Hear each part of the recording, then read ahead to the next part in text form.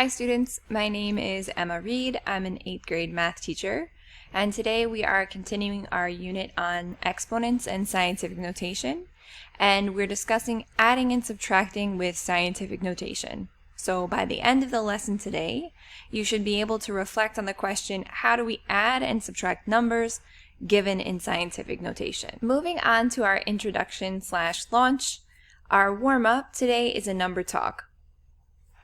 So just like when we've done number talks before, the goal is to mentally decide, so without any scratch paper, mentally decide how many non-zero, meaning 1 to 9 digits, each number will have when evaluated. Then share your thinking in the space provided. So you're deciding how many digits will be in the final answer, not including the zeros. So you're going to look at each problem below and answer that question. So I'll read each of the problems first and then give you some time to think through in your head and then record your thinking on the slide in blue. So the first problem on the upper left hand side is 3 times 10 to the 9th power times 2 times 10 to the 7th power. And then we have on the upper right 3 times 10 to the 9th power divided by 2 times 10 to the 7th power.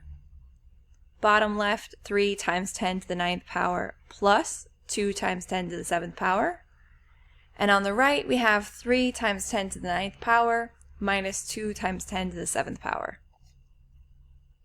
So you can hit pause and take some time to think in your head, and then record your thinking in the blue boxes when you're ready.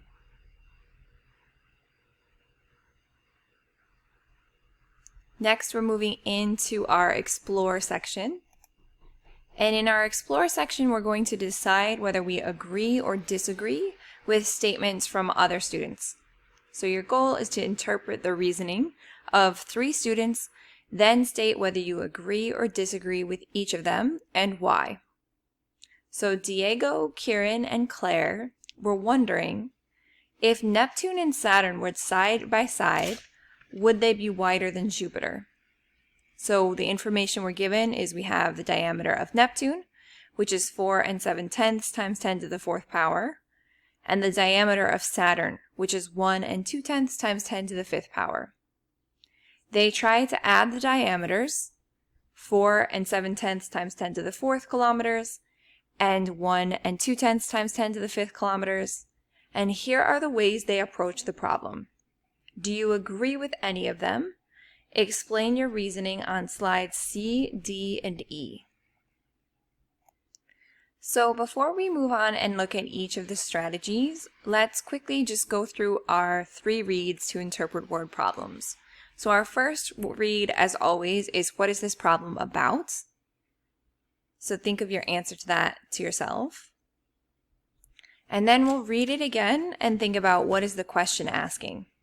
So it says, Diego, Kieran, and Claire were wondering if Neptune and Saturn were side by side, would they be wider than Jupiter? And then we have the diameter of Neptune, which is 4 7/10 times 10 to the 4th power kilometers, the diameter of Saturn, which is 1 2/10 times 10 to the 5th kilometers. So they try to add the diameters, and here are the ways they approach the problem. Do you agree with any of them? Explain your reasoning. So hold in your mind, what is the question that the students are trying to answer? And then also, what is the question that you're trying to answer? And finally, we'll do our third read. And on the third read, we're thinking what information is important.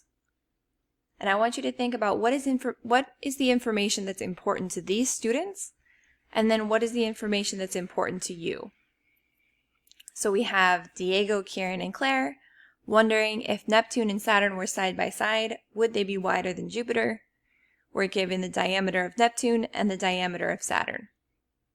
So for the important information, we should also start to take a look at specifically what the students claimed were their strategies for answering the question.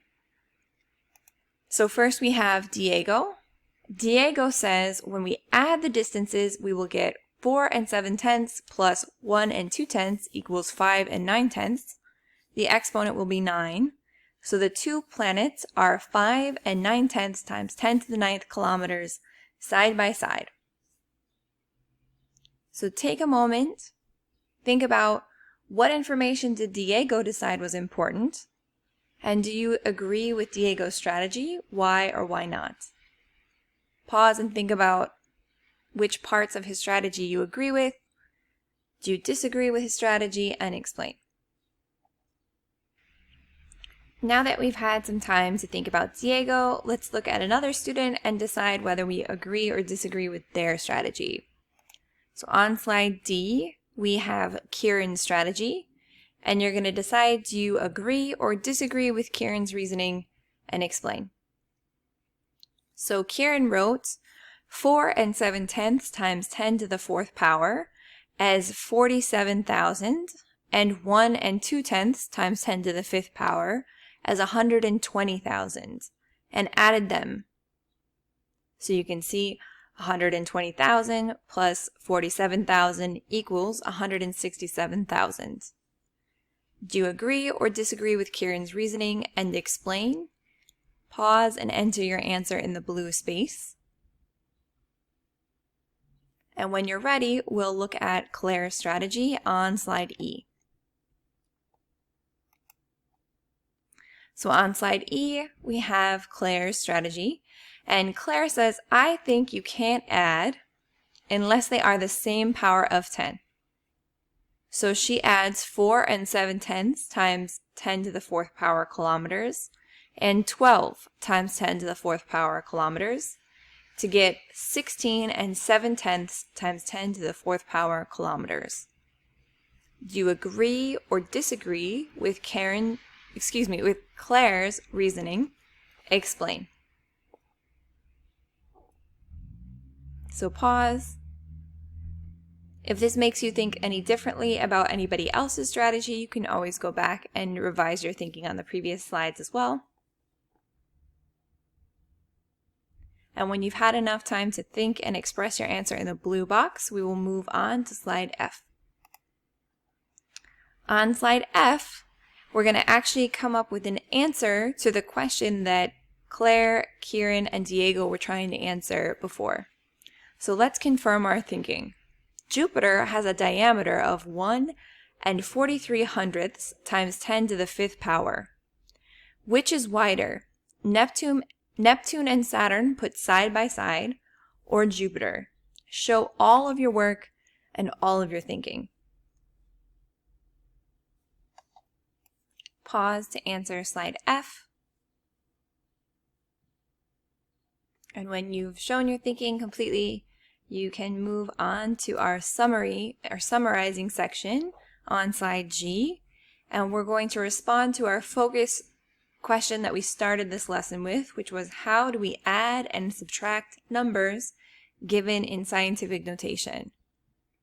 And this answer might include a combination of your reasoning, some reasoning that you saw from other students, and even some questions you still have. Thank you for joining me today. I hope you have a wonderful rest of your day.